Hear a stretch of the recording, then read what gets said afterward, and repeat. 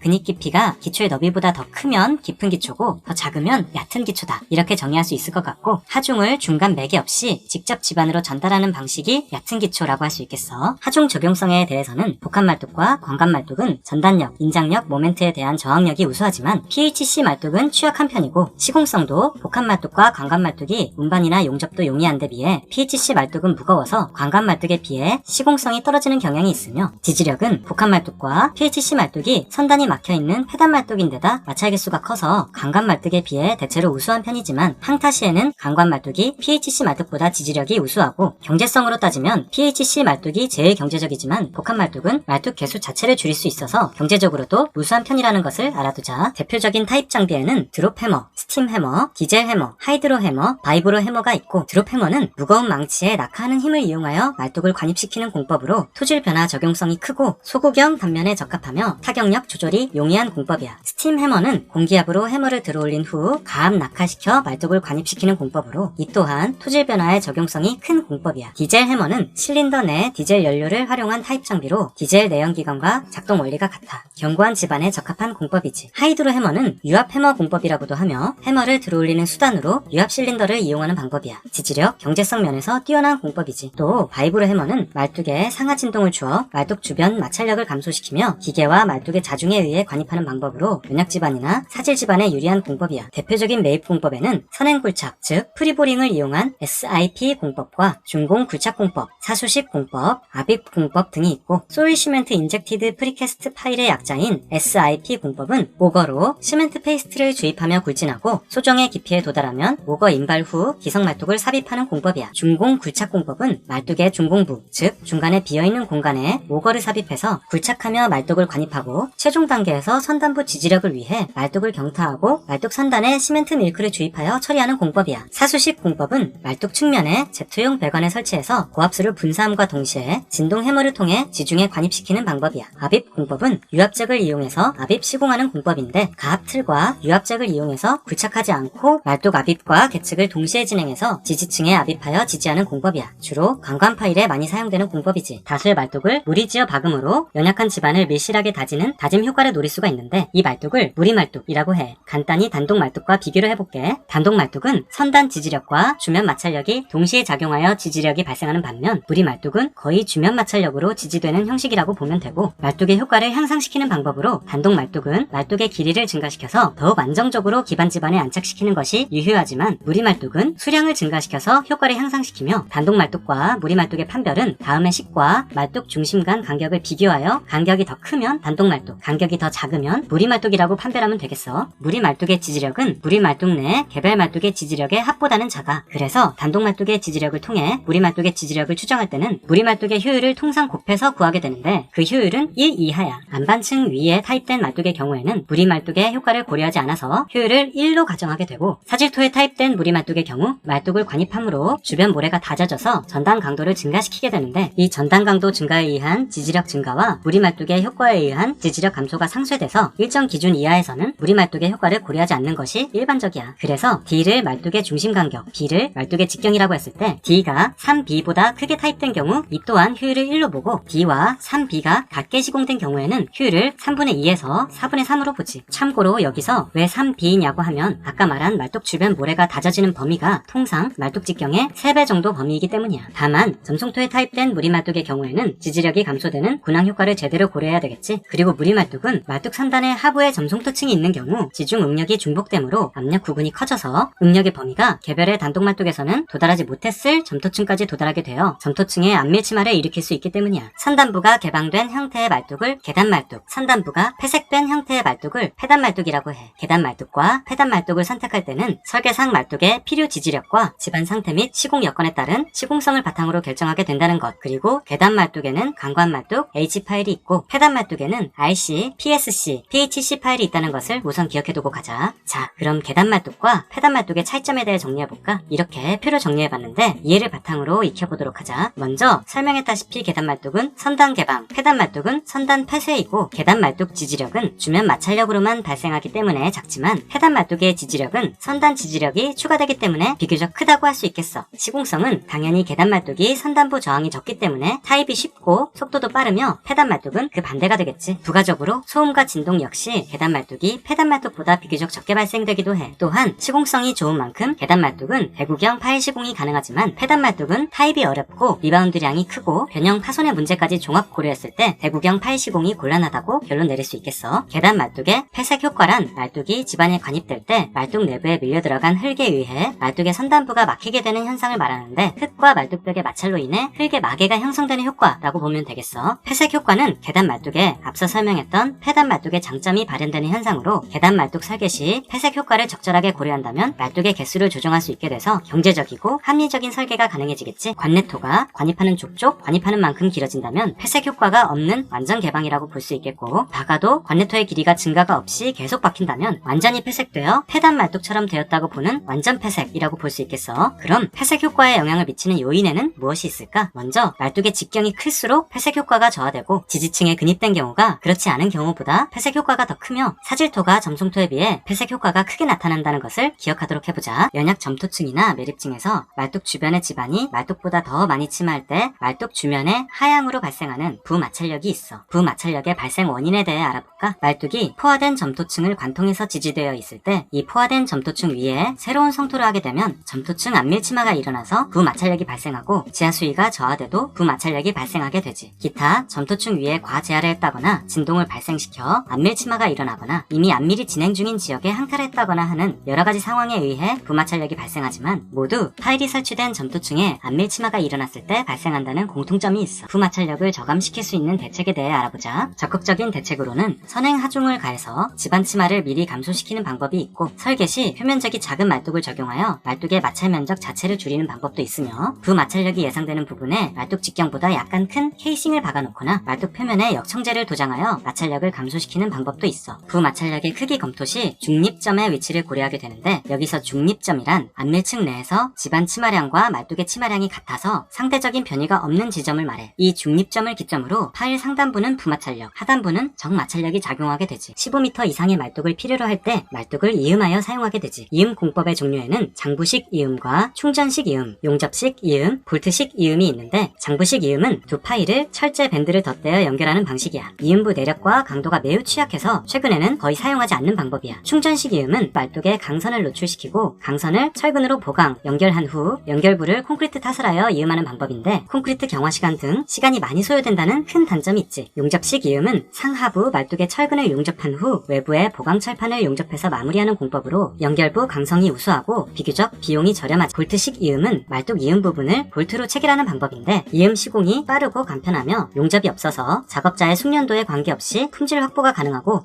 친환경적이라고 할 수 있지. 말뚝 이음의 공법별 특성을 간단히 비교한 표를 띄워둘게. 통상의 말뚝의 지지력은 말뚝 선단 집안의 지지력과 주면 마찰력의 합을 말해. 말뚝이 지지할 수 있는 축 방향의 최대 저항력을 극한 지지력이라고 하고, 극한 지지력은 선단 극한 지지력과 주면 극한 지지력의 합으로 구하지. 그리고 허용 지지력이란 극한 지지력을 적당한 안전율로 나눈 것을 말해. 지지력의 산정 방법은 무엇이 있는지 알아보자. 먼저 정력학적 추정 방법으로 토지일 시험을 이용하는 테르자기 공식에 의한 방법과 n값을 이용하는 메이어호프 공식에 의한 방법이 있어. 동력학적 추정 방법으로 샌더스 공식, 엔지니어링, 뉴스 공식, 하일리 공식 등을 이용할 수 있는데, 이 방식은 에너지 보존 법칙을 이용하는 방식이라고 알아두자. 재하 시험에 의한 방법이 있는데, 정재하 시험인 연직 지지력 시험, 인발 지지력 시험, 수평 지지력 시험을 실시하거나 동재하 시험, 그리고 정동재하 시험을 통해 산정하는 방법이 있어. 말뚝 지지력의 시간 경과 효과에 대해서 알아보자. 말뚝 타입 후 집안 조건은 시간 경과에 따라 변화하게 되고, 이에 말뚝의 지지력도 변화되는데, 이를 말뚝 지지력의 시간 경과 효과라고 해. 그래프처럼 시간이 경과됨에 따라 말뚝의 지지력이 증가하는 현상을 셋업 효과라고 하고, 반대로 감소하는 현상을 릴렉세이션이라고 하는데, 이 중 느슨한 사질토에서 주로 나타나는 셋업 효과의 메커니즘에 대해 알아보자면, 먼저 항타를 하게 되면 항타 진동 충격으로 인해 과잉 간극 수압이 발생하게 되고, 이후 시간이 지나면 간극 수압이 소산되어 함수비가 저하되고 흙의 전단 강도가 증가하여 말뚝의 지지력이 상승하게 되지. 말뚝의 정제하 시험은 타입된 말뚝의 실제 하중을 제하는 시험이야. 압축 제하 시험, 인발 시험, 수평 제하 시험이 있지. 압축 제하 시험은 또 CRP 테스트와 MLT 테스트로 나뉘어지는데, CRP 테스트, 즉 등속도 관입 시험은 기초 지반이 파괴될 때까지 말뚝이 등속도로 관입되도록 지속적으로 하중을 증가시키며 계속 관입시키는 방법이고, MLT 테스트, 즉 하중 지속 시험은 가해지는 하중을 1시간 정도 간격으로 단계적으로 높여가며 제하하는 시험이야. 설계 하중의 2배까지 제하돼 설계 하중의 25%씩 총 8단계의 하중을 제하하는 진행하는 시험이지. 인발 시험은 타입된 말뚝을 유압잭을 이용하여 인발하되 방법은 압축제하 시험과 비슷한 형식으로 시행되는 시험이고, 수평제하 시험은 타입된 말뚝이 수평 하중에 저항하는 정도를 측정하는 시험이야. 말뚝 동제하 시험은 말뚝 두부에 변형률계와 가속도계를 부착해서 가속도와 변형률을 측정해 말뚝에 걸리는 응력을 환산해서 지지력을 측정하는 시험으로, 말뚝의 허용 지지력과 항타 과정에서 말뚝의 파손을 방지하기 위한 말뚝의 응력을 평가할 수 있고, 말뚝의 파손 유무인 말뚝 건전도 평가도 할 수 있어. 이 동제하 시험의 지지력 평가 방법에는 파동 방정식 방법, 케이스 방법, 캡, 웹 방법이 있지. 동제하 시험은 시간과 비용이 적게 든다는 장점이 있고, 또 비교적 정확성이 떨어진다는 단점이 있다는 것도 기억해두자. 정동제하 시험은 말뚝 머리에 상제 하중을 얹고 말뚝과 상제 하중 사이에 폭발력을 발생시켜 상제 하중을 상향으로 미는 힘의 반발력을 이용해 말뚝을 관입시켜서 관입 속도, 하중 등을 해석하는 시험으로, 정제하 시험 때의 하중에 20분의 1 정도의 하중이면 시험이 가능하다고 해. 현장 콘크리트 말뚝은 우선 크게 케이싱, 벤토나이트, 이수 등으로 공벽을 유지하되, 기계로 굴착하는 공법인 기계식 굴착 공법, 같은 방법으로 공법을 유지하되 인력으로 굴착하는 방법인 인력 굴착 공법, 강관을 지중해 때려박고 그 속에 철근과 콘크리트를 부어넣어 만드는 관입 공법, 어스드릴을 이용해 지반을 천공하고 H형광이나 철근을 삽입하고 콘크리트를 타설하는 치환 공법으로 나눠볼 수가 있겠어. 또 기계식 굴착 공법은 어스드릴 공법, 베노토 공법, RCD 공법이 있고, 인력 굴착 공법은 심초 공법이 있지. 또 관입 공법에는 심플렉스 파일, 페데스탈 파일, 프랭키 파일, 레이몬드 파일, 컴프레솔 파일 공법이 있으며, 치환 공법에는 CIP, MIP, PIP 공법이 있지. 현장 타설 말뚝에서 슬라임의 영향과 처리 방법에 대해서 알아보자. 슬라임이란 굴착 토사가 지상으로 배출되지 않고 굴착공 아래에 남아있다가 굴착 중지와 동시에 공저에 침전한 것을 말해. 이 슬라임은 선단 지지력 저하, 콘크리트 품질 저하, 철근망 부상의 원인이 되는 말뚝 굴착 공법의 종류에 대해 자세히 알아볼 거야. 어스드릴 공법은 지하 수위가 없고 붕괴 우려가 없는 경점토 지반에는 회전 드릴링 버켓만으로 굴착 천공하기도 하지만, 붕괴 우려가 있는 지반에서는 가이드 케이싱으로 표면부 공벽을 보호하고, 케이싱 밑으로는 벤토나이트 안정액에 의해 공벽을 보호하며 버켓으로 굴착하는 공법이야. 올 케이싱 공법이라고도 하는 베노토 공법에 대해서 알아보자. 이 공법은 케이싱 튜브의 요동장치로 왕복 요동 회전을 시키면서 유압잭으로 경질 지반까지 관입하여 정착시킨 후에 그 내부를 해머그랩으로 굴착하여 공내에 철근망을 세운 후 콘크리트를 타설하면서 케이싱 튜브를 뽑아내어 현장 타설 말뚝을 축조하는 공법이야. RCD 공법, 리버스 서큘레이션 드릴 공법은 RCD로 대구경에 구멍을 파고 철근망 삽입, 콘크리트를 타설하여 말뚝을 만드는 공법인데, 보통의 로터리 타입 공법과 달리 드릴 로드의 끝에서 물을 빨아올려 굴착 토사를 물과 함께 지상으로 배출하여 지반을 굴착하는 공법으로 역순환 공법, 역환류 공법이라고도 해. 인력식 굴착 공법인 심초 공법은 말 그대로 인력으로 굴착하는 공법이야. 항목별로 표로 정리해봤어. 먼저 공벽 유지는 어스드릴링 공법은 상단의 일부는 가이드 케이싱으로 보호하지만 대부분 벤토나이트 안정액을 통해 보호하고, 올 케이싱은 케이싱 튜브를 통해 공벽 유지를 하니 공벽 보호가 확실하다고 했지. 또 RCD는 정수압을 통해 공벽 유지를 하는데 정수압 관리가 쉽지 않다고 했었고, 다만 인력식 굴착은 공벽 유지를 위한 방안이 별도로 정해져 있지 않아. 또 주 적용 토질은 어스드릴링 같은 경우 점토질 지반에 주로 적용되고, 올 케이싱은 케이싱 튜브 압입에 지장을 주는 굵은 자갈, 호박돌 등 경함을 제외한 모든 지반에 적용 가능하지. RCD는 올 케이싱 공법에서 케이싱 인발에 지장을 주니 5m 이상 두께는 피하는 게 좋다고 했던 사질토를 포함해서 자갈, 연함층까지 적용이 가능해. 또 인력식 굴착은 지반에 따라 적절한 인력용 장비를 적용하게 되는데, 그 장비를 통해 굴착 가능한 지반이 주 적용 토질이라고 할 수 있겠어. 굴착 심도는 RCD가 다른 공법에 비해 더 깊이 굴착 가능하고, 인력식 굴착은 인력이 들어갈 수 있는 공간에 한계가 있기 때문에 통상 말뚝 지름의 10배 정도 깊이에서 더 들어가지는 못해. 말뚝의 지름은 보는 바와 같이 어스드릴링과 올 케이싱이 약 2m, RCD가 약 6m, 인력식 굴착이 최대 4m 정도 적용 가능하고, 굴착 장비는 이렇듯 각각의 공법이 각각 다른 장비로 굴착하게 되지. 또한 경제성은 올 케이싱 공법이 대형 기계 설비가 필요한 만큼 제일 비싸고, 어스드릴링이 기계식 굴착 중에서는 제일 저렴하다고 하는군. 건설공해는 모든 공법에서 비교적 적게 발생하는 편이고, 문제점은 지난 시간에 언급했듯 어스드릴링은 슬라임 처리, 올 케이싱은 인발 시 철근망이 부상된다는 점, RCD는 정수압 유지를 위한 다량의 물이 필요하다는 점, 인력식 굴착은 인력을 보호할 수 있는 대책을 마련해야 한다는 점을 들 수 있겠어. 관입 공법의 종류에는 심플렉스 파일, 페데스탈 파일, 프랭키 파일, 레이몬드 파일, 컴프레솔 파일이 있는데, 심플렉스 공법은 외관을 소정의 깊이까지 받고 이후 콘크리트를 조금씩 넣고 추로 다지면서 동시에 외관을 빼내는 공법이야. 특징은 관입하는 외관의 끝에 철제로 된 쇄신, 즉 스틸슈를 대고 외관을 박음으로 굳은 지반에도 외관이 잘 박히도록 한다는 점이야. 또 페데스탈 파일은 진해력 증대를 위해 말뚝 선단의 구근을 형성하는 공법이야. 외관과 뇌관을 소정의 위치까지 함께 박은 뒤 선단이 막혀있는 뇌관을 우선 빼내. 그 후 콘크리트를 외관으로 투입하고 아까 빼낸 뺀 뇌관으로 콘크리트를 계속 타격을 하면 뇌관의 하단부에 그 타격 압력으로 구근이 발생하게 되는데, 외관을 빼면서 뇌관으로는 타입을 하는 작업을 반복해서 구근이 있는 말뚝을 형성시키는 방법이야. 과거에는 기성 말뚝과 합성 말뚝으로도 종종 사용했다고 하지만 말뚝의 시공성과 신뢰성이 열등한 편이라 오늘날에는 거의 사용되지 않는 방법이기도 해. 프랭키 파일은 심대 끝에 주철제나 콘크리트의 원추형 마개가 달린 외관을 외관 내부에서 추로 내려쳐서 소정의 깊이까지 관입시킨 후에 추를 빼내고 콘크리트를 넣어서 다시 추로 다지면서 조금씩 들어올리며 선단에 구근 요철 말뚝을 형성해 나가는 공법이야. 페데스탈 파일과 원리는 비슷하지만 관입시키는 방법과 콘크리트를 다지는 주체가 조금 다르다는 차이가 있지. 레이먼드 파일은 얇은 철판재의 외관에 심대를 넣어서 그 심대를 이용해 지지층까지 관입한 후에 심대를 빼내고 외관을 그대로 남긴 상태에서 콘크리트를 다져 넣어서 말뚝을 형성하는 방법으로 지금까지 설명한 공법 중 유일한 유각 말뚝이겠어. 여기서 유각이란 말뚝 형성의 최종 단계에서 케이싱이나 외관을 땅속에 그대로 남기는 방법을 말해. 그리고 이 공법은 연약 집안에서 주로 쓰인다는 것도 추가로 알아두자. 컴프레솔 파일은 구멍 속에 잡석과 콘크리트를 교대로 넣고 무거운 추로 다지는 공법이야. 3개의 무거운 추를 자유낙하시켜서 천공하는 방법인데, 당연히 관입에 한계가 있기 때문에 굳은 집안에 짧은 말뚝이 형성되는 이 공법은 원시적인 방법으로 근래에는 사용되지 않는 공법이야. 치환 공법 또는 프리팩트 콘크리트 파일이라고 불리는 CIP, PIP, MIP 공법은 소정의 위치에 구멍을 뚫고 콘크리트 또는 주위의 흙을 이용해서 만드는 제자리 말뚝으로, CIP 공법은 어스 오거로 집안을 천공하고 철근망이나 H빔을 근입한 후에 몰타르 주입관을 설치하고 그 후 나머지 공간에 자갈 등 골재를 충전하고 주입관을 통해 몰타르를 주입함으로 말뚝을 완성시키는 공법이야. 이 공법의 장점은 지하수위가 낮거나 지하수가 없는 경질 지층에 유리하여 주로 적용되는데, 또 좁은 장소에 시공하기에도 유리한 공법이지. 다만 단점은 벽체와의 연결 부위가 취약하다는 점을 들 수 있겠어. PIP 공법은 중공 스크류 오거로 소정의 깊이까지 회전 굴착을 한 후 오거 기계의 선단 중앙 분사구를 통해서 흙과 오거를 빼올린 부피만큼 프리팩트 몰타르를 압출시키면서 말뚝을 형성해 나가되, 오거를 전부 빼냄과 동시에 즉시 철근망 또는 H형광을 몰타르 속에 삽입하여 말뚝을 완성하는 공법이야. MIP 공법은 회전축이 중공관으로 된 오거의 선단에서 시멘트 페이스트를 분출하며 토사를 굴착하므로 토사와 시멘트 페이스트를 혼합 교반하여 만드는 일종의 소일 콘크리트 말뚝이야. 오거를 빼낸 후에 필요와 상황에 따라서 철근망을 삽입하기도 해. CIP, PIP, MIP 공법을 비교한 표를 띄워둘게. 속이 빈 콘크리트 구조물, 즉 케이슨을 이용하여 기초를 설치하는 공법을 케이슨 공법이라고 하는데, 케이슨 공법에는 오픈 케이슨 공법, 누메틱 케이슨 공법, 박스 케이슨 공법이 있지. 오픈 케이슨 공법이란 상하단이 뚫린 콘크리트 케이슨을 지표면에 거치하고 구체 저면의 흙을 내부에서 굴착 및 배출시키며 케이슨을 점차 침하시켜서 소정의 지지층까지 침설하는 공법이야. 이 공법의 장점은 시공 설비가 비교적 간단하고 공사비가 적게 들어 경제적이며 소음으로 인한 공해가 거의 없는 편인데다가 깊은 심도까지 설치가 가능하다는 점이겠고, 단점은 침하 속도가 일정하지 못할 경우가 많아서 능률이 저하되며, 굴착 중에 호박돌이나 전석이 출현하면 제거가 곤란하여 공사가 어려워지며, 굴착 중에 슈의 선단에 하부를 굴착하면 아무래도 케이슨이 경사 변이가 발생할 경우가 많고, 한번 케이슨에 경사 변이가 발생할 경우 경사 수정이 쉽지 않기도 하며, 침설 중 주변 집안이 교란되어 인접 구조물에 악영향이 발생할 수도 있다는 점을 꼽을 수 있겠어. 누메틱 케이슨 공법은 용수량이 많은 지형에서 깊은 기초를 구축할 때 쓰이는 공법으로, 케이슨 최하부에 밀폐되어 있는 작업실을 만들고 지하수압에 상응하는 압축 공기를 공급해서 지하수의 유입을 막으면서 그 작업실에서 흙파기 작업을 하여 케이슨을 침하시키는 공법이야. 누메틱 케이슨 공법의 장점은 건조 상태에서 집안을 직접 보면서 굴착 작업을 하므로 장애물 제거 작업이 용이하고 침하 공정도 빠르며 필요한 시점에 지지력 시험도 얼마든지 할 수 있지. 또 수중 콘크리트를 타설해야 할 일이 없으므로 콘크리트 작업의 신뢰도가 높고, 작업실 내에 지하수압에 상응하는 고압 공기가 지속적으로 작용하니까 보일링, 히빙도 자동적으로 방지되겠지. 다만 단점은 압축 공기를 공급하는 대형 기계 설비가 고가이고, 소형 케이슨의 경우 인력으로 굴착해야 하니 공기가 길어질 수 있으며, 관리, 노무 인원이 많이 필요해서 관리비가 많이 소요되며, 압력이 높은 지하 공간에서 작업하는 인력은 케이슨병이 발생할 수 있으며, 압축 공기를 주입하는 과정에서 소음과 진동이 많이 발생하게 되지. 또 작업 기압의 한계로 40m 이상의 깊은 공사는 제한된다는 것도 기억해보자. 오픈 케이슨과 누메틱 케이슨을 여러가지 항목에서 비교해본 비교표를 띄워둘게. 박스 케이슨 공법이란 육상에서 제작한 저면이 폐단면, 즉 막혀있는 박스형으로 된 케이슨을 해상에서 예인하여 미리 수평하게 정지된 지지층에 거치하고 박스 내부를 모래, 자갈, 콘크리트 등으로 채워서 침하시키는 공법이야. 앞서 설명했던 오픈 케이슨, 누메틱 케이슨과 가장 다른 부분은 역시 케이슨의 하단부가 막혀있다는 부분이겠어. 오픈 케이슨, 누메틱 케이슨은 주로 교량 기초에 많이 사용되는 경향이 있는 것에 비해 이 공법은 주로 항만 구조물에 비교적 많이 사용된다는 것을 참고해보자. 박스 케이슨 공법의 특징으로는 육상에서 케이슨 저면에 콘크리트를 타설하므로 콘크리트 구조체 자체의 품질 확보에 용이하지만, 지지 기반에 요철이 있을 경우 영향을 많이 받으며 대형 케이슨을 예인하기 위한 대형 장비들이 필요하지. 설치 후 경사나 침하가 있으면 안 되므로 철저한 사전 검토와 관리가 필요한 공법이기도 해. 그럼 오늘은 이만 끝!